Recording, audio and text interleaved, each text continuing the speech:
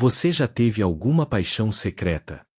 E se eu te contar que uma mulher da elite arriscou tudo, sua fortuna, sua reputação e até sua vida, para viver um amor proibido com o homem que a sociedade considerava sua propriedade?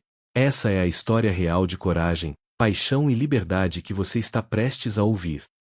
Mas antes, me conta, de que cidade você está assistindo agora? Deixa aqui nos comentários. E se você gosta de histórias que emocionam do início ao fim, se inscreve no canal e ativa o sininho para não perder nenhuma narrativa incrível como essa. Agora sim, vamos começar nossa história. A poeira dourada da tarde pairava sobre a fazenda Santa Cruz como um véu opressivo. Helena ajustou o corpete do vestido de seda enquanto observava, da sacada da casa grande, as fileiras intermináveis de café que se estendiam até onde a vista alcançava. Aquelas terras haviam pertencido a seu pai, o Barão de Almeida, homem respeitado e temido em igual medida. Quando ele faleceu 6 meses atrás, Helena herdou tudo, 3.000 hectares, 200 escravizados, e uma fortuna que fazia dela uma das mulheres mais ricas da província. Herdou também um marido.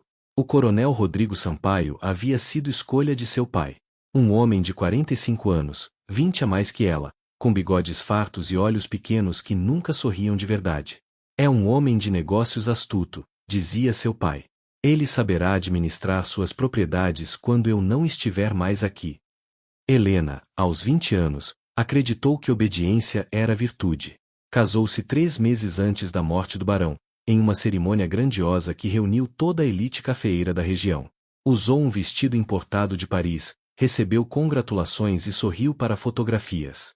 Mas quando a noite de núpcias chegou, conheceu a frieza nas mãos de Rodrigo, a rispidez em suas palavras, a indiferença em seu toque. Nos meses que se seguiram, Helena descobriu que havia trocado a proteção de um pai autoritário pelo jugo de um marido cruel. Rodrigo assumiu o controle completo da fazenda, tratando-a como mera decoração. Mulher não entende de negócios, dizia ele, afastando-a de qualquer decisão. Nas refeições, ignorava sua presença. À noite, visitava seu quarto apenas quando lhe convinha, tratando-a como objeto de sua propriedade. Helena sentia-se como uma boneca de porcelana em uma prateleira, bela, frágil e completamente inútil. Mas o pior eram os gritos. Rodrigo tinha um temperamento explosivo, especialmente depois de beber. Helena aprendeu a reconhecer os sinais, o tom vermelho subindo pelo pescoço, as mãos fechando-se em punhos, a voz crescendo em volume.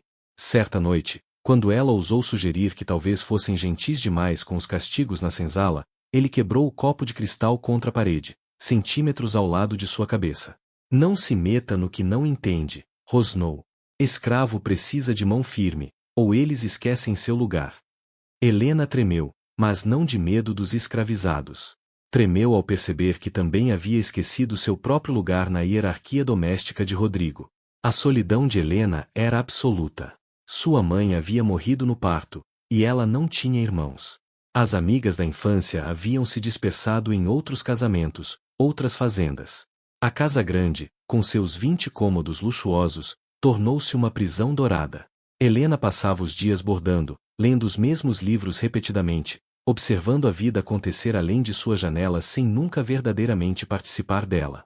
Às vezes, tarde da noite, chorava silenciosamente em seu quarto, abafando soluços no travesseiro para que ninguém a ouvisse. Perguntava-se se aquela seria sua vida para sempre, esperando, existindo, mas nunca realmente vivendo. Foi em uma dessas tardes sufocantes de janeiro que Helena conheceu verdadeiramente Miguel. Ela o havia visto antes, é claro. Ele trabalhava na casa grande desde que ela se casara, sempre discreto, sempre presente. Alto, de ombros largos moldados pelo trabalho duro, pele escura que brilhava sob o sol, e olhos que continham uma profundidade que Helena nunca havia visto em nenhum homem. Miguel tinha 28 anos e uma dignidade que nenhuma corrente conseguia quebrar. Ele servia a mesa, carregava a água, cuidava dos cavalos, e fazia tudo com uma eficiência silenciosa que Rodrigo raramente notava, mas que Helena havia começado a observar. Havia algo diferente nele, uma centelha de humanidade que todos os outros pareciam ter perdido ou escondido. Naquela tarde específica, Helena tropeçou nas escadas. Seu salto prendeu-se na barra do vestido, e ela sentiu-se cair para frente, a visão girando, o medo instantâneo de quebrar o pescoço nos degraus de mármore. Mas braços fortes a seguraram, firmes e gentis ao mesmo tempo. Miguel havia aparecido do nada, como sempre fazia, e agora segurava, impedindo sua queda. Por um momento, um único momento suspenso no tempo, seus olhos se encontraram. Helena viu neles algo que não via há meses, preocupação genuína, cuidado real. A senhora está bem? Perguntou ele, sua voz profunda e suave como veludo.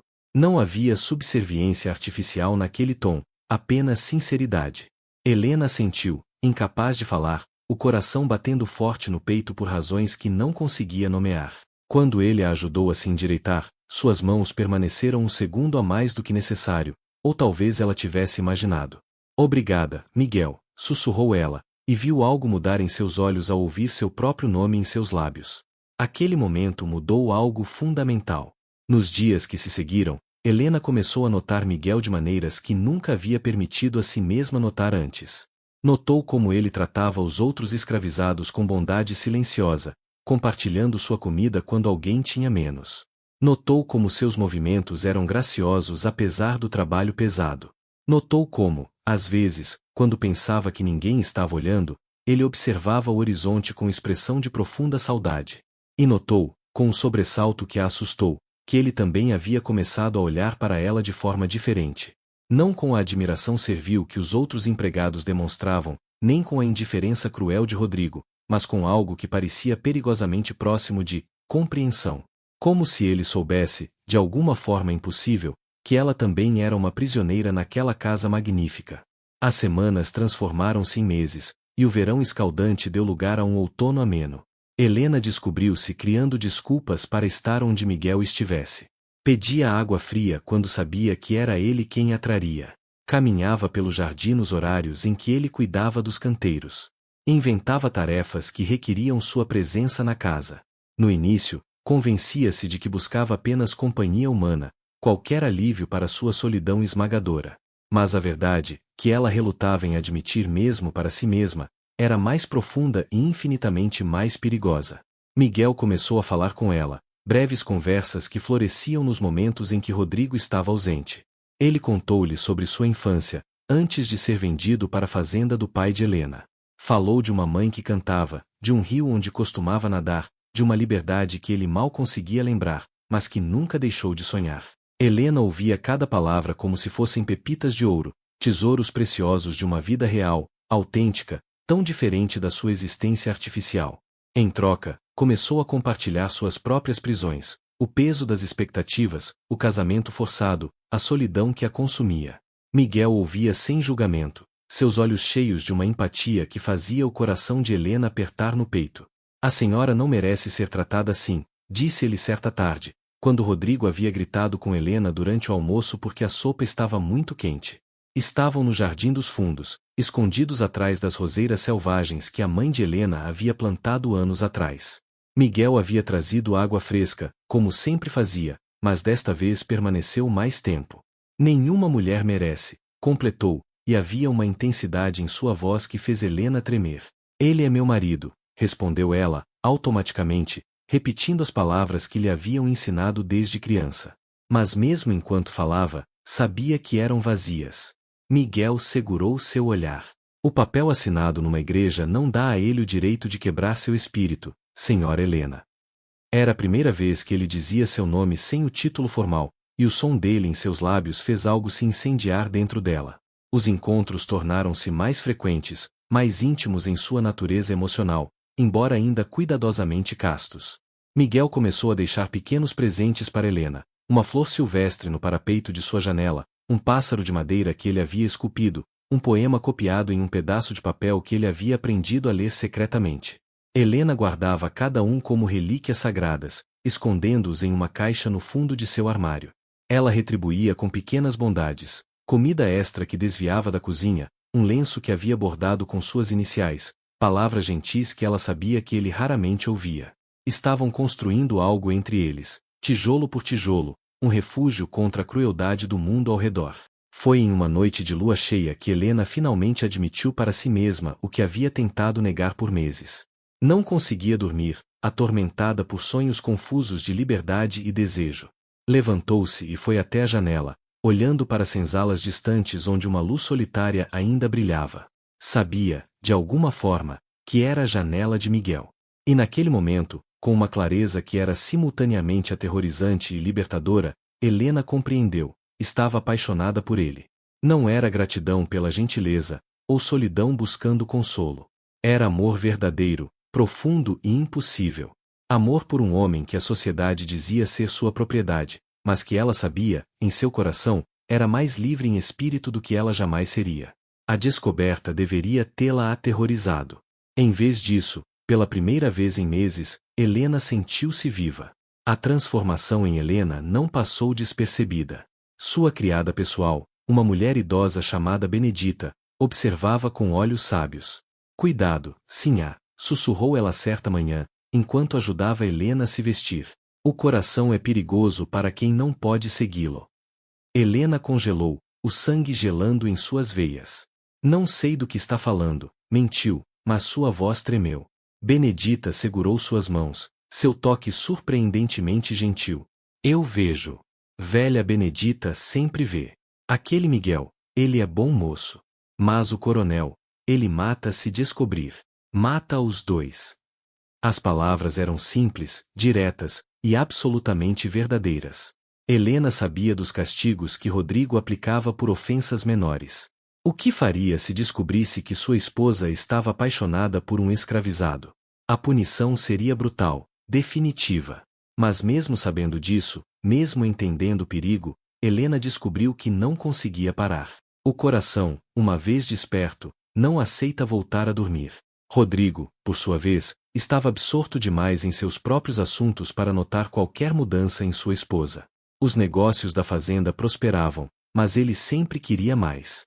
Começou a ficar ausente por dias inteiros, viajando para a capital para reuniões misteriosas. Quando estava em casa, bebia mais, gritava mais, e sua crueldade para com os escravizados intensificou-se. Helena testemunhou castigos que a deixaram acordada à noite, ouvindo os ecos dos gritos. Viu Miguel receber 20 chibatadas porque Rodrigo achou que ele havia olhado para Helena de forma inadequada durante o jantar. Ela teve que sentar-se à mesa, fingindo indiferença, enquanto cada estalo do chicote rasgava seu próprio coração.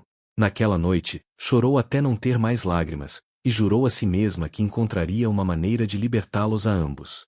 Miguel recuperou-se dos açoites, mas algo havia mudado. Suas conversas tornaram-se mais urgentes, mais honestas. Não podemos continuar assim, disse ele, sua voz rouca de emoção contida. Cada vez que nos encontramos, arriscamos tudo. Sua vida, minha vida. Helena tocou seu rosto, um gesto ousado que o surpreendeu a ambos. Então não vamos mais apenas nos encontrar, sussurrou ela, com uma coragem que não sabia possuir. Vamos planejar. Vamos encontrar uma saída. Miguel segurou sua mão contra seu rosto, seus olhos fechando-se como se estivesse gravando aquele momento na memória. Como? Ele é poderoso. Eu não sou nada. Nem minha liberdade pertence a mim. Helena sentiu algo endurecer dentro dela, uma determinação de aço forjada em meses de sofrimento. Você é tudo, disse ela, e era a verdade mais pura que já havia falado. E eu vou nos libertar. Dos dois. Prometo. Aquela promessa tornou-se o centro de sua existência. Helena começou a prestar atenção aos negócios de Rodrigo, às conversas que ele tinha com visitantes, aos papéis em seu escritório. Aprendeu a mover-se pela casa como um fantasma, invisível e silenciosa. Começou a entender que seu marido não era apenas cruel, era corrupto. Havia transações ilegais, documentos falsificados, negócios com contrabandistas. Rodrigo havia construído sua fortuna não apenas no suor dos escravizados, mas em mentiras e crimes que, se expostos, o destruiriam. E Helena, com uma calma nascida do desespero, percebeu que havia encontrado sua arma. Não seria forte o suficiente para enfrentá-lo fisicamente, mas poderia ser inteligente o suficiente para derrubá-lo de seu pedestal. A pergunta que permanecia era: teria coragem suficiente para fazer o que precisava ser feito?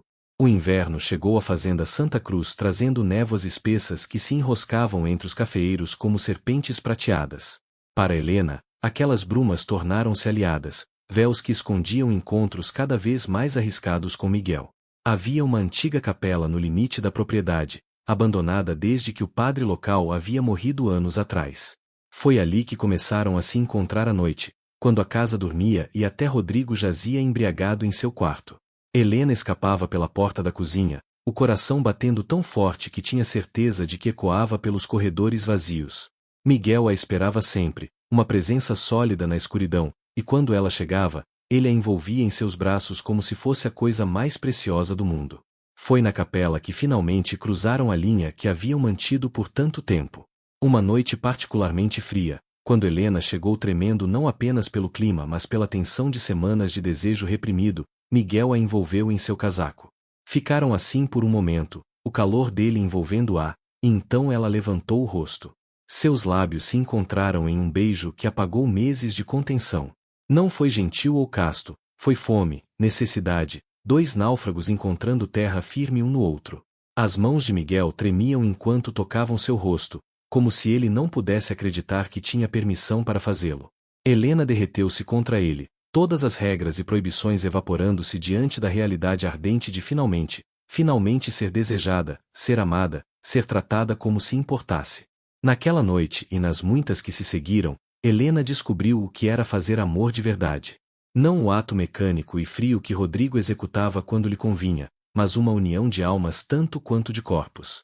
Miguel tratava-a como se fosse feita de vidro e diamante simultaneamente, preciosa, mas forte. Sussurrava palavras de adoração em seu ouvido, chamava-a de meu sol, minha estrela, nomes que a faziam sentir-se radiante. E Helena, pela primeira vez, permitiu-se sentir prazer sem culpa, entregou-se completamente, chorou de alegria nos braços dele. Te amo, confessou ela, as palavras escapando antes que pudesse prendê-las. Amo você de uma forma que nunca soube que era possível. Miguel beijou suas lágrimas. Eu te amei desde o momento em que segurei você nas escadas, respondeu ele.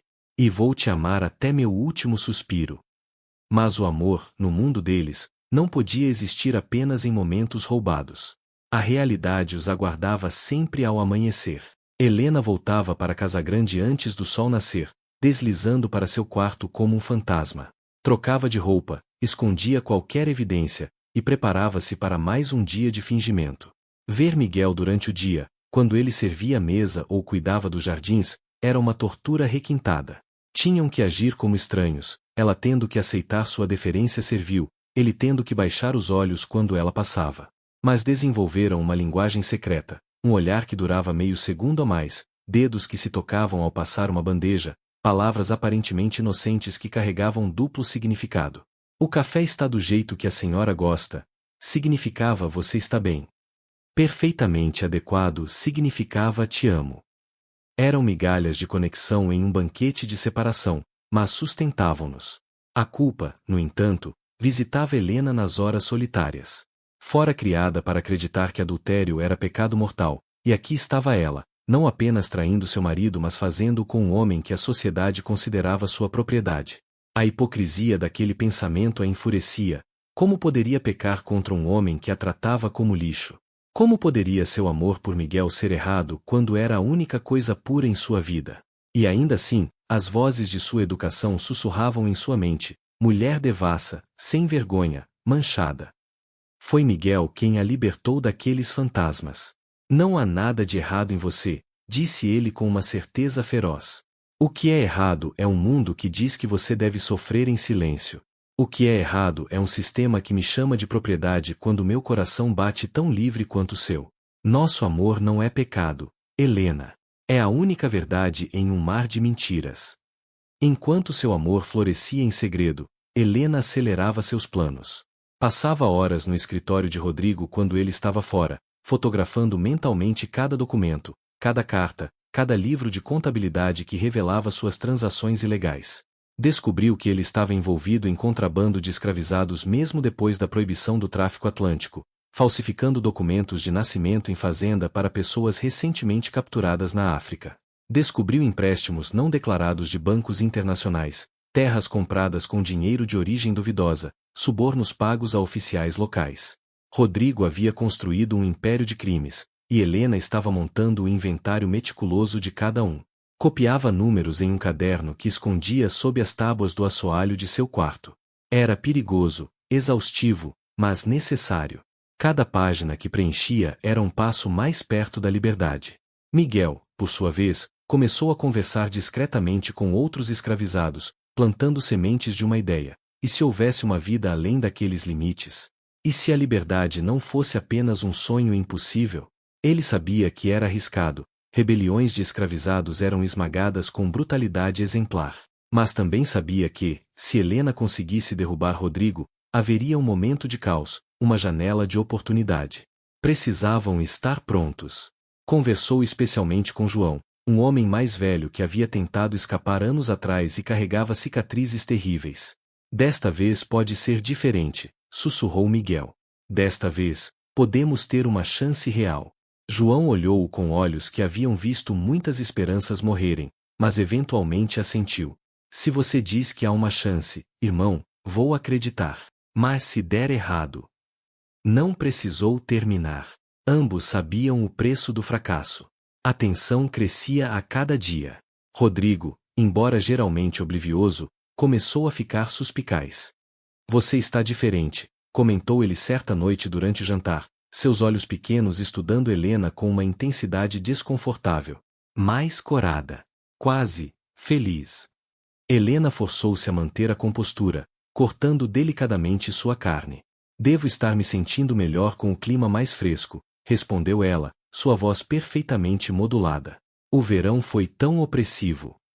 Rodrigo grunhiu, aparentemente satisfeito, mas Helena viu a desconfiança lingerem em seu olhar. Aquela noite, ficou acordada até tarde, o coração martelando. Estavam caminhando em uma corda bamba, e o chão abaixo era fatal. Precisavam agir logo, antes que Rodrigo descobrisse, antes que sua coragem falhasse, antes que o mundo conspirasse para separá-los permanentemente. A questão era, quando seria o momento certo? E ela realmente tinha forças para destruir um homem, mesmo um homem tão monstruoso quanto seu marido? A resposta veio de uma forma que Helena nunca poderia ter previsto. Uma tarde, ouviu gritos vindos do pátio. Correu até a janela e viu Rodrigo, bêbado e furioso, açoitando um jovem escravizado por ter quebrado uma ferramenta. Mas desta vez, não parou. 10 açoites tornaram-se 20, 30, 40. O jovem desmoronou no chão, inconsciente, mas Rodrigo continuou. Miguel tentou intervir, implorando que parasse, e por isso também foi açoitado. Helena assistiu, horrorizada, enquanto o homem que jurou protegê-la revelava-se como o monstro que realmente era.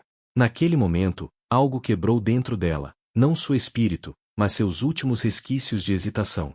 Não poderia esperar mais, não poderia planejar mais cuidadosamente. Rodrigo precisava ser parado agora, antes que matasse alguém que ela amava. Naquela noite, enquanto tratava dos ferimentos de Miguel em segredo, sussurrou para ele: é hora. Vou fazer o que precisa ser feito. Você está comigo? Miguel, apesar da dor, segurou sua mão firmemente. Até o fim do mundo, prometeu ele. Até o fim do mundo. As próximas semanas foram uma dança precisa e perigosa. Helena sabia que não bastava simplesmente acusar Rodrigo, ela precisava de provas irrefutáveis e de aliados que não pudessem ser comprados ou intimidados. Começou escrevendo cartas. A primeira foi para o juiz provincial, Dr. Alberto Mendes, conhecido por sua integridade inflexível. Não o conhecia pessoalmente, mas sua reputação era impecável. Na carta, não acusou Rodrigo diretamente. Isso viria depois. Apenas plantou sementes. Tenho razões para crer que irregularidades graves estão ocorrendo na fazenda Santa Cruz. Como cidadã preocupada, gostaria de discutir esses assuntos com Vossa Excelência pessoalmente. Assinou com seu nome de solteira, não o de casada. Era um primeiro passo pequeno, mas significativo. A segunda carta foi para Dom Francisco, o bispo regional. Helena lembrava-se dele de sua infância, um homem corpulento com olhos bondosos que havia batizado ela.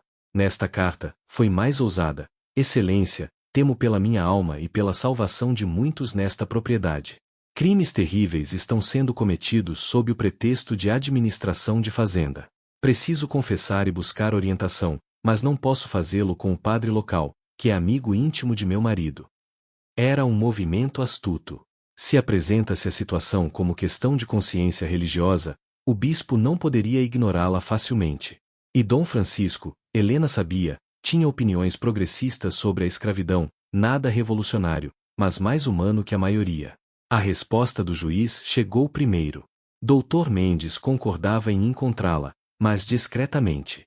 Sugeria que ela viesse à cidade na próxima sexta-feira, sob o pretexto de visitar uma modista. Helena aceitou imediatamente. Rodrigo planejava estar ausente naquele dia mesmo, viajando para uma fazenda vizinha para negociar a compra de mais terras. Era perfeito. Quando o dia chegou, Helena vestiu-se com cuidado, escolhendo um traje sóbrio e respeitável. Levou uma bolsa pesada, dentro estava o caderno com todas as provas que havia compilado. Seu coração batia como tambor de guerra enquanto a carruagem a levava a cidade adentro, mas suas mãos estavam firmes. O escritório do Dr. Mendes era uma sala escura forrada de livros de direito. O juiz era um homem magro de 60 anos, com cabelos brancos e olhos agudos que pareciam ver através de mentiras. Helena sentou-se diante dele, pela primeira vez em meses, contou a verdade completa. Falou sobre a crueldade de Rodrigo, sobre os castigos excessivos, sobre como ele espancava escravizados até quase a morte por ofensas triviais. Mencionou o contrabando ilegal de africanos, os documentos falsificados, os subornos. Abriu seu caderno e mostrou números, datas, nomes. 2 horas depois, Dr. Mendes recostou-se em sua cadeira, o rosto grave. Senhora Sampaio, disse ele lentamente, o que está me mostrando, se verdadeiro, é suficiente para prender seu marido por anos. Mas entende as consequências. Um escândalo deste tamanho vai destruir não apenas ele, mas possivelmente você também. Helena encontrou seus olhos sem vacilar. Entendo perfeitamente, Vossa Excelência. Mas prefiro viver em pobreza com minha consciência limpa do que em luxo manchado de sangue. Ele precisa responder por seus crimes. Algo mudou na expressão do juiz, talvez respeito, talvez admiração. É raro encontrar tal coragem, disse ele suavemente. Especialmente em uma mulher na sua posição. Muito bem. Vou iniciar uma investigação oficial. Mas preciso de tempo para reunir minha própria documentação e garantir que o processo seja irrefutável. Pode me dar um mês? Helena assentiu. 1 mês. 30 dias para manter a farsa, para esconder seu medo, para proteger Miguel. Poderia fazer isso. Tinha que fazer. Há mais uma coisa, disse ela hesitante. Quando meu marido for preso, os escravizados da fazenda. O que acontecerá com eles? Dr. Mendes suspirou, uma expressão de desconforto cruzando seu rosto. Pela lei, são propriedade da fazenda. Serão avaliados e provavelmente vendidos para pagar dívidas e multas. Helena sentiu o sangue gelar. Não. Isso não poderia acontecer. Não depois de tudo. E se eu os libertasse antes? Perguntou, as palavras saindo em um sussurro. Se emitisse cartas de alforria? O juiz franziu a testa. Tecnicamente, como herdeira original da propriedade, você tem esse direito. Mas seu marido certamente contestaria, e... Ele parou, estudando-a pretende libertar todos eles. Helena sentiu, o plano formando-se em sua mente enquanto falava. Cada um. Especialmente. Parou, quase mencionando Miguel, mas conteve-se. Especialmente aqueles que sofreram mais sob sua crueldade. O juiz permaneceu em silêncio por um longo momento, então uma leve smile tocou seus lábios. É uma mulher notável, senhora Sampaio. Muito bem. Se agir rapidamente, antes da prisão de seu marido, as alforrias serão legalmente válidas. Mas saiba que ele ficará furioso. Precisará de proteção. Helena sentiu um arrepio de medo, mas forçou-o para longe. Terei, disse ela com mais confiança do que sentia. Quando deixou o escritório, o sol estava se pondo, tingindo o céu de vermelho sangue. Parecia um presságio, mas Helena recusou-se a vê-lo como negativo. Era a cor da revolução, da mudança, do fim de uma era. E ela seria a catalisadora dessa mudança, custasse o que custasse. Naquela noite, encontrou-se com Miguel na capela, como sempre faziam. Contou-lhe tudo sobre o encontro com o juiz, sobre o plano de alforria, sobre o cronograma. Miguel ouviu em silêncio, sua expressão tornando-se cada vez mais intensa. Quando ela terminou, ele a puxou para seus braços, segurando-a como se temesse que ela desaparecesse. Você está arriscando tudo, sussurrou ele contra seus cabelos. Sua segurança, sua fortuna, sua posição. Por quê? Poderia simplesmente pedir o divórcio, ir embora, começar uma nova vida. Helena afastou-se o suficiente para olhar em seus olhos. Por que não é apenas sobre nós? Disse ela com uma convicção que queimava em seu peito. É sobre justiça. É sobre todas as pessoas que ele machucou. E é sobre garantir que, quando formos finalmente livres para estarmos juntos, não carregaremos o peso de almas que poderíamos ter salvo. Miguel beijou-a então, profundamente, desesperadamente, e Helena sentiu lágrimas rolando pelo rosto dele. Eu não mereço você, murmurou ele. Não mereço que alguém arrisque tanto por mim. Helena segurou seu rosto entre suas mãos, forçando-o a encará-la. Você merece o mundo inteiro, disse ela ferozmente. Merece liberdade, dignidade, amor. E vou garantir que você os tenha, ou morrerei tentando. Era uma promessa solene, pronunciada naquela capela abandonada sob o olhar de santos de pedra, e ambos sabiam que ela falava sério. O caminho à frente era perigoso, talvez fatal, mas seguiriam juntos. E se tudo desse errado, pelo menos teriam vivido de verdade, amado de verdade, lutado por algo maior que eles mesmos. As semanas seguintes foram as mais tensas da vida de Helena. Rodrigo retornou de sua viagem de mau humor, reclamando de negócios mal-sucedidos. Bebia ainda mais, seu temperamento tornando-se ainda mais volátil. Uma noite, quebrou todo o serviço de jantar em um acesso de raiva porque a carne estava mal passada. Outra noite, ameaçou vender metade dos escravizados apenas porque um deles havia tossido durante a refeição. Helena assistia a tudo com expressão cuidadosamente neutra, enquanto por dentro contava os dias. Faltavam 2 semanas. 10 dias. 1 semana. A cada dia que passava, o peso em seu peito crescia, até que ela mal conseguia respirar. Finalmente, 5 dias antes da data marcada para a prisão de Rodrigo, Helena tomou a decisão mais audaciosa de todas. Esperou até que ele estivesse profundamente adormecido, embriagado como sempre, e então escorregou até seu escritório. Encontrou onde ele guardava o selo oficial da fazenda e as folhas de papel timbrado. Com mãos tremendo ligeiramente, começou a escrever. Eu, Rodrigo Sampaio, coronel e proprietário da fazenda Santa Cruz, por este documento concedo carta de alforria a... Escreveu nome após nome, todos os 200 escravizados da fazenda. Miguel, João, Benedita. Cada pessoa que havia sofrido sob o jugo de Rodrigo. Falsificou sua assinatura em cada carta, um crime pelo qual poderia ser presa. Mas não importava. Nada importava exceto garantir que aquelas pessoas fossem livres. Levou a noite toda. Quando o sol começou a nascer, Helena tinha pilhas de cartas de alforria, cada uma cuidadosamente preenchida e selada. Escondeu-as em uma bolsa de viagem que preparou secretamente. O plano era simples. No dia da prisão de Rodrigo, quando a confusão fosse máxima, distribuiria as cartas. Dr. Mendes havia concordado em validá-las imediatamente, antes que qualquer contestação pudesse ser apresentada. Seria caótico, possivelmente violento, mas era a única chance. Helena guardou as cartas em um esconderijo que havia preparado no jardim, enterradas sob as roseiras de sua mãe.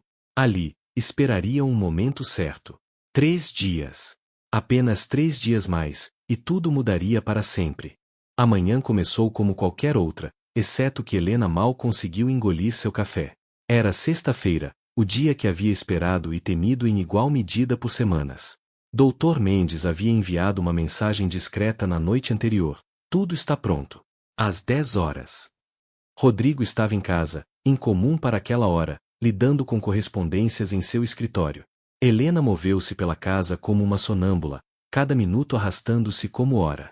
Às 9h30, ouviu o som de cavalos aproximando-se pela estrada. Seu coração disparou. Era cedo demais. Dr. Mendes havia dito 10 horas. O que estava acontecendo?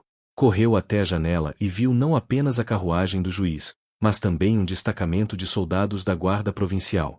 Eram mais que o esperado. Dr. Mendes havia mencionado alguns homens para efetuar a prisão, mas aquilo parecia um exército pequeno. Helena sentiu um arrepio de apreensão. Algo estava diferente. Rodrigo também ouviu o barulho e emergiu de seu escritório, franzindo a testa. Que diabos? Murmurou ele, caminhando até a porta principal. Helena seguiu-o, o coração na garganta. Quando a porta se abriu, Dr. Mendes estava lá, sua expressão grave e formal. Atrás dele, o capitão da guarda segurava um documento oficial. Coronel Rodrigo Sampaio, disse o juiz, sua voz ecoando no hall de entrada. Estou aqui para informá-lo que está sob prisão por crimes de contrabando ilegal de escravizados, falsificação de documentos oficiais, sonegação de impostos e crueldade excessiva resultando em morte de propriedade humana. O silêncio que se seguiu foi absoluto. Helena viu o rosto de Rodrigo transformar-se. Primeiro confusão, depois choque, finalmente uma raiva incandescente que fez suas veias saltarem no pescoço. O quê? Rugiu ele, dando um passo ameaçador em direção ao juiz. Os soldados imediatamente sacaram suas armas. Isso é um absurdo. Quem te deu autoridade para... Seus olhos vasculharam a cena e então pousaram em Helena, de pé no fundo do corredor. Algo mudou em sua expressão, uma compreensão terrível. Você, sibilou ele, apontando um dedo acusador para ela. Foi você, não foi? Minha própria esposa, traindo-me. Helena forçou-se a dar um passo à frente, a cabeça erguida. Não traí você, disse ela, sua voz surpreendentemente firme. Apenas revelei a verdade sobre quem você realmente é. Um criminoso. Um monstro. Rodrigo avançou para ela com um rugido de fúria, mas os soldados o seguraram. Levou 4 homens para contê-lo enquanto ele se debatia, gritando obscenidades que faziam até os militares endurecidos estremecerem. Vou te destruir, gritou ele para Helena. Você não é nada. Nada sem mim. Quando eu sair daqui, e vou sair, vou fazer você pagar. Vou fazer todos pagarem. Dr. Mendes sinalizou para os soldados, que começaram a arrastar Rodrigo para fora. Sua voz continuou ecoando mesmo enquanto era forçado para dentro de uma carruagem com grades nas janelas. Helena, me escute. Você vai se arrepender. Miguel também. Sim, eu sabia. Achava que eu não via. Vou matá-lo. Vou matá-los a ambos. As últimas palavras caíram sobre Helena como gelo. Ele sabia. Rodrigo tinha descoberto sobre ela e Miguel. Por quanto tempo? Dias? Semanas? E se ele sabia, que outras armadilhas havia preparado? Mas não havia tempo para pânico. A carruagem partiu levando Rodrigo, seus gritos finalmente abafados pela distância. Dr. Mendes aproximou-se de Helena, sua expressão séria mas não desprovida de compaixão. Senhora Sampaio, disse ele suavemente, sei que isso foi difícil. Mas fizeste a coisa certa. Helena assentiu, incapaz de falar. O juiz continuou, agora, sobre as alforrias que discutimos. Se pretende prosseguir, deve fazê-lo imediatamente. O processo criminal vai congelar todos os ativos da fazenda até que seja concluído. Helena respirou fundo, forçando-se a recuperar o controle. Sim, disse ela, sua voz gradualmente ganhando força.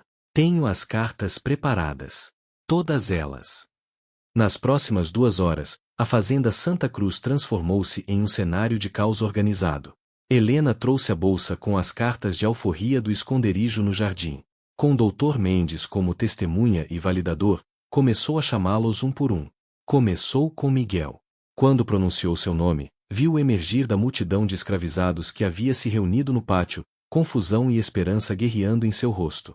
Helena entregou-lhe a carta, suas mãos tocando as dele por um momento prolongado. Você é livre, disse ela, autossuficiente para todos ouvirem. Miguel, você é livre. O momento em que a realização atingiu Miguel foi visível. Seus olhos se arregalaram, enchendo-se de lágrimas. Ele olhou para o papel em suas mãos como se fosse feito de luz pura. Então seus joelhos cederam, e ele caiu no chão, soluçando.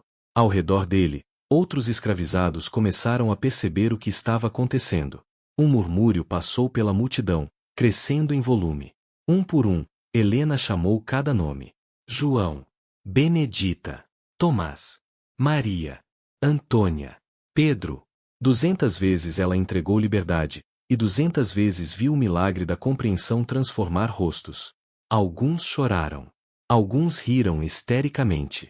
Alguns simplesmente ficaram parados em choque, incapazes de processar que o sonho impossível havia se tornado realidade. Quando a última carta foi distribuída, Helena olhou para a multidão de pessoas agora livres. A responsabilidade do que havia feito começou a pesar sobre ela. Eram livres, sim, mas o que fariam agora? Para onde iriam? A maioria não tinha família, não tinha dinheiro, não tinha nada além dos trapos que vestiam. Dr. Mendes, como se lendo seus pensamentos, aproximou-se. Há organizações na cidade, disse ele baixinho. Grupos abolicionistas que ajudam pessoas recentemente libertas. Vou fazer contato. Mas por enquanto, eles podem permanecer na fazenda. Até que o processo seja concluído e decidamos o que acontecerá com a propriedade. Helena assentiu, grata. Virou-se para a multidão e elevou sua voz. Vocês são livres. Verdadeiramente livres. Podem ir embora se quiserem, e não os culparei. Mas se precisarem de tempo, se precisarem de um lugar para descobrir o próximo passo, esta fazenda estará aberta para vocês. A resposta não foi imediata. As pessoas conversavam entre si, processando, planejando. Então, Benedita, a velha criada que havia cuidado de Helena desde criança, deu um passo à frente. Sim, não, senhora Helena, disse ela, corrigindo-se conscientemente, o que a senhora vai fazer agora? O coronel disse, ele sabe sobre o senhor Miguel. O pátio ficou silencioso. Helena sentiu todos os olhos sobre ela, especialmente os de Miguel. Este era o momento. Não havia mais como esconder, não havia mais como fingir. Ela respirou fundo e fez a escolha que mudaria tudo. É verdade, disse ela, sua voz clara e forte. Miguel e eu, nós nos amamos. Eu sei que isso choca muitos de vocês. Sei que viola todas as regras da sociedade. Mas não me arrependo. Ele me tratou com mais humanidade e bondade em alguns meses do que meu marido fez em anos. O silêncio era ensurdecedor. Helena continuou, as palavras saindo em uma torrente que não podia mais ser contida. Rodrigo está preso agora, mas isso não significa que estou segura. Ele tem aliados poderosos, amigos em altas posições. Quando souberem o que fiz, libertar todos vocês, expor seus crimes, e sim, amar um homem que ele considerava propriedade, virão atrás de mim. Posso perder tudo. Provavelmente vou perder tudo. Mas valeu a pena. Cada segundo valeu a pena. Ela encontrou os olhos de Miguel através da multidão. Porque aprendi que viver de acordo com regras injustas é morrer lentamente. E prefiro viver um dia livre e verdadeira do que uma vida inteira em uma gaiola dourada. Miguel moveu-se através da multidão até estar diante dela. Não se importou com todos observando, com Dr. Mendes franzido a testa desconfortavelmente, com os murmúrios que começavam. Ele tomou a mão de Helena e a segurou abertamente, publicamente, desafiadoramente. Então vamos viver, disse ele, sua voz carregada de emoção. Vamos viver verdadeiramente, juntos, aconteça o que acontecer. Helena sentiu lágrimas queimando em seus olhos, mas não as conteve. Deixou-as rolar livremente enquanto entrelaçava seus dedos com os dele. Ali, no pátio da fazenda Santa Cruz, diante de 200 testemunhas e sob o olhar desaprovador de um juiz conservador, Helena e Miguel fizeram sua declaração. Não seria fácil. Haveria consequências terríveis. Mas pela primeira vez em suas vidas, eram livres. E livres, finalmente poderiam escolher o amor. As semanas seguintes foram um turbilhão. Como o Dr. Mendes havia previsto, o escândalo foi monumental. A notícia de que uma senhora da elite havia não apenas traído seu marido aristocrata com um homem ex-escravizado, mas também libertado 200 propriedades valiosas, espalhou-se pela província como fogo em pasto seco. Helena tornou-se simultaneamente heroína e pária. Os abolicionistas, pequeno mas vocal grupo, celebravam-na como símbolo de coragem moral. Mas a vasta maioria da sociedade cafeeira a denunciava como traidora de sua classe, louca, devassa. Convites sociais evaporaram. Antigas conhecidas cruzavam a rua para evitá-la. Sua própria família distante enviou carta após carta exigindo que se retratasse, que anulasse as alforrias, que voltasse para Rodrigo. Mas Helena não recuou. Com a ajuda de Dom Francisco, o bispo que respondeu suas cartas com compaixão genuína, estabeleceu um sistema para ajudar os recém-liberados. A fazenda foi transformada temporariamente em um centro de transição. Aqueles que queriam partir recebiam algum dinheiro, do que restava da fortuna de Helena depois que as dívidas de Rodrigo foram pagas, orientação sobre onde encontrar trabalho livre, e cartas de recomendação. Aqueles que desejavam ficar podiam trabalhar as terras em um sistema de cooperativa, compartilhando os lucros equitativamente, uma ideia radical que escandalizou ainda mais os vizinhos. Miguel tornou-se o administrador de fato da fazenda. Livre agora, revelou uma mente afiada para números e organização que a escravidão havia suprimido. Ele estabeleceu turnos justos, garantiu que todos tivessem comida adequada, começou a ensinar aqueles que desejavam aprender a ler e escrever. A fazenda não era tão lucrativa quanto fora sob a crueldade de Rodrigo, mas era sustentável, e mais importante, era ética. As pessoas trabalhavam porque escolhiam, porque recebiam compensação justa, porque tinham dignidade. Era um experimento pequeno, mas para aqueles que participavam, era revolucionário. Quanto a Rodrigo, o julgamento foi espetacular. Dr. Mendes apresentou evidência após evidência de seus crimes. Contrabando, falsificação, sonegação, crueldade resultando em 3 mortes documentadas. O promotor, energizado pelo apoio público dos abolicionistas e pela clareza inegável das provas, exigiu a sentença máxima. Rodrigo tentou comprar sua saída, apelou para velhas amizades, até ameaçou revelar segredos de outros fazendeiros poderosos. Mas Dr. Mendes havia construído um caso hermético. No final, Rodrigo foi condenado a 20 anos de prisão. Enquanto era levado algemado, ele gritou uma última ameaça para Helena, presente no tribunal. Isso não acabou. Você nunca será respeitada. Você e aquele escravo vão apodrecer juntos. Helena encontrou seus olhos pela última vez e respondeu com uma calma gelada: prefiro apodrecer livre com um homem bom do que viver em luxo com um monstro como você. Foram as últimas palavras que trocaram. Rodrigo desapareceu no sistema prisional, e Helena virou-se e saiu do tribunal de cabeça erguida, embora soubesse que metade das pessoas presentes a condenava. Do lado de fora, Miguel a esperava. Não pôde entrar no tribunal, a separação social ainda era muito forte. Mas quando ela emergiu nas ruas ensolaradas, ele estava lá, e isso era tudo que importava. O divórcio veio 6 meses depois. Foi surpreendentemente simples, dado tudo o que havia acontecido. Com Rodrigo na prisão e condenado por crimes graves, Helena tinha bases claras. Dom Francisco, usando sua influência eclesiástica, facilitou o processo. Havia também o fato incômodo de que a sociedade, apesar de escandalizada, secretamente aliviava-se em ver Helena livre de Rodrigo. Suas crueldades haviam sido sussurradas por anos, e agora, com tudo exposto, havia um desconforto coletivo sobre quantos haviam conhecido e silenciado. O divórcio foi concedido. Helena recuperou seu nome de solteira, Helena de Almeida. Foi como respirar pela primeira vez em anos. A questão do casamento com Miguel era mais complicada. Legalmente, não havia obstáculos, ele era livre, ela era divorciada, ambos adultos. Mas socialmente, era impensável. Casamentos interraciais não eram ilegais, mas eram raríssimos, especialmente entre pessoas de classes tão díspares. Dr. Mendes, que havia se tornado um conselheiro relutante mas leal, aconselhou cautela. Vocês já enfrentam tanto ódio, disse ele gentilmente. Um casamento oficial pode trazer violência. Talvez esperem, deixem as águas acalmarem. Mas Helena estava cansada de esperar. Havia passado a vida inteira seguindo regras não escritas, temendo o julgamento dos outros. Não mais. Foi Dom Francisco quem finalmente concordou em casá-los. Em uma cerimônia privada na pequena capela da fazenda, a mesma onde haviam se encontrado secretamente tantas vezes, Helena e Miguel trocaram votos. Não houve convidados além de Benedita, João, e alguns outros da fazenda que haviam se tornado família. Helena usou um vestido simples de algodão branco, sem os ornamentos elaborados de seu primeiro casamento.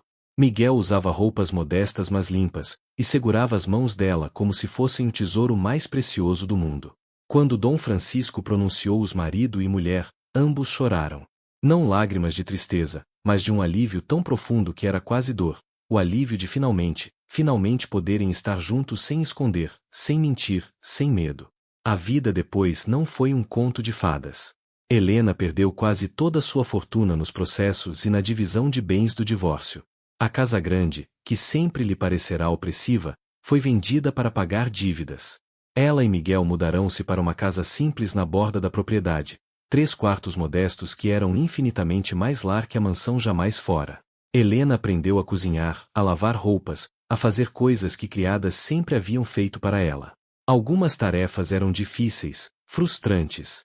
Mas havia uma alegria profunda em fazê-las, porque eram escolha dela, porque Miguel trabalhava ao seu lado, porque cada ação era expressão de liberdade. Miguel, por sua vez, floresceu de maneiras que a escravidão nunca teria permitido. Ele começou a escrever, primeiramente apenas para registrar os eventos da fazenda, mas gradualmente expandiu-se em reflexões mais profundas sobre liberdade, justiça, humanidade. Um jornal abolicionista de São Paulo começou a publicar seus ensaios anonimamente, e eles ganharam atenção surpreendente. O escravo libertado fala, eram chamados, e tocavam o coração com sua honestidade brutal e esperança resiliente.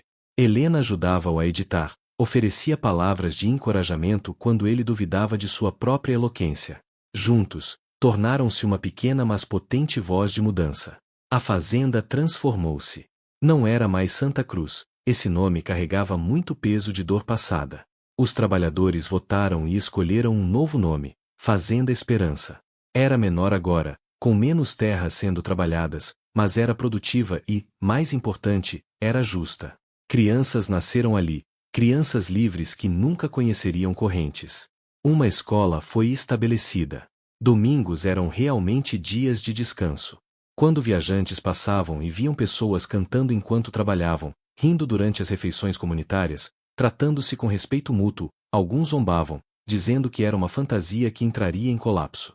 Mas outros, especialmente os jovens, observavam com olhos pensativos, como se estivessem vendo um vislumbre de um futuro possível. Um ano após o casamento, Helena descobriu que estava grávida. A notícia encheu-a de igual medida de alegria e terror.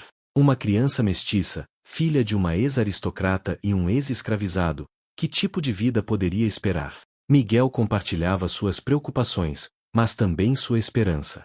O mundo está mudando, disse ele, acariciando suavemente sua barriga. Lentamente, dolorosamente, mas mudando. E nosso filho, ou filha, vai crescer livre. Vai crescer sabendo que os pais lutaram por um mundo melhor. Isso não é pouco. Helena assentiu, deixando-se envolver por seu otimismo. Talvez ele estivesse certo. Talvez seu filho crescesse em um Brasil diferente, um Brasil onde amor importasse mais que cor de pele ou status social. A filha, pois foi uma menina, nasceu em uma manhã de primavera. Eles a chamaram de Esperança, como a fazenda. Ela tinha a pele da cor de caramelo, olhos grandes e escuros que refletiam ambos os pais, e um choro robusto que anunciava sua chegada ao mundo com autoridade. Helena, segurando a bebê pela primeira vez, foi tomada por uma emoção tão poderosa que pensou que seu coração explodiria. Aqui estava ela, prova viva de que amor podia triunfar sobre ódio, que liberdade era possível, que mudança era real. Miguel, lágrimas descendo livremente por seu rosto, ajoelhou-se ao lado da cama e beijou suavemente a testa de ambas. Obrigado, sussurrou ele para Helena. Obrigado por nossa filha, nossa liberdade, nossa vida. Obrigado por ter coragem quando eu não tinha esperança. Anos depois, quando Esperança tinha 5 anos e corria pelos cafezais livres com outras crianças da fazenda, Helena às vezes parava no seu trabalho para assistir. Observava Miguel ensinando seu grupo de estudantes adultos a ler sob a sombra de uma árvore antiga. Ouvia o som de risadas genuínas, via rostos não marcados por medo. A Fazenda Esperança não era perfeita, o Brasil ainda era um país escravocrata, ainda havia injustiça, ainda enfrentavam preconceito e dificuldades financeiras. Mas ali, naquele pedaço de terra, eles haviam criado algo diferente. Haviam provado que outra forma de viver era possível. Às vezes, Helena pensava na garota que havia sido, assustada, submissa, presa em uma vida que não escolhera. Aquela garota parecia uma estranha agora. No lugar dela estava uma mulher que havia enfrentado poder, exposto corrupção, libertado 200 pessoas, e escolhido amor sobre conveniência. Suas mãos estavam calejadas de trabalho. Seu vestido era simples, remendado em lugares. Ela não tinha mais riqueza, status social, ou o respeito da elite. E ainda assim, observando sua filha rir enquanto Miguel a perseguia em brincadeira, Helena soube com absoluta certeza. Ela era a mulher mais rica e sortuda do mundo. Uma tarde, encontraram uma carta deixada no portão da fazenda. Era de um grupo de escravizados de uma fazenda vizinha, enviada através de canais secretos. Eles haviam ouvido sobre a Fazenda Esperança, sobre Helena e Miguel, sobre a possibilidade de liberdade.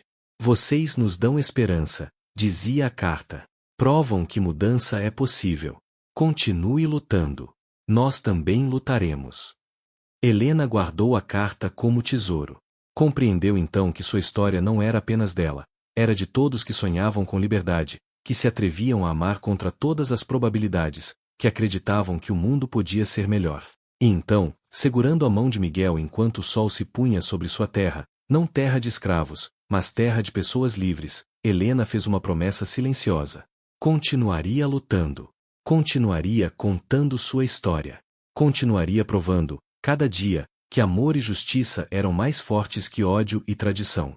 Sua jornada havia começado nas correntes douradas de um casamento infeliz, mas terminado nas asas da liberdade verdadeira.